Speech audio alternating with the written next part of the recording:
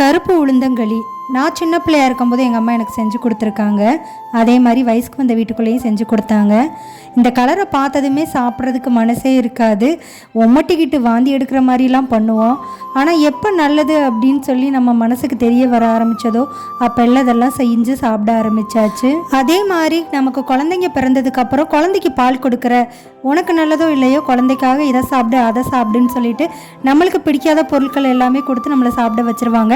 நாமளும் குழந்தைக்கு நல்லது அப்படின்னு சொன்னதும் இத்தனை காலம் நம்ம சாப்பிடாம ஒதுக்கி வச்சிருந்த பொருட்கள் எல்லாமே சாப்பிட ஆரம்பிச்சிருப்போம். ஒரு 30+ மேலே தான் தெரியுது இடுப்பு வலி குறுக்கு வலிலாம் வந்ததுக்கப்புறம் இதெல்லாம் செஞ்சு சாப்பிட ஆரம்பிக்கணும் அப்படின்னு சொல்லிட்டு அப்படி செஞ்சு ஆரம்பித்து தான் நான் இந்த களி இன்றைக்கி செஞ்சு சாப்பிட்டேன். ஸோ நான் டயட்டில் இருக்கிறதுனால வெள்ளைப்பாக நேரடியாக அதில் சேர்த்தாமல் தனியாக சக்கரை போட்டு சாப்பிட்டேன். கண்டிப்பாக ட்ரை பண்ணி பாருங்கள், ரொம்பவுமே நல்லது. லைக் பண்ணி சப்ஸ்கிரைப் பண்ணி வச்சுக்கோங்க. நெக்ஸ்ட் வீடியோவில் மீட் பண்ணலாம். பாய்.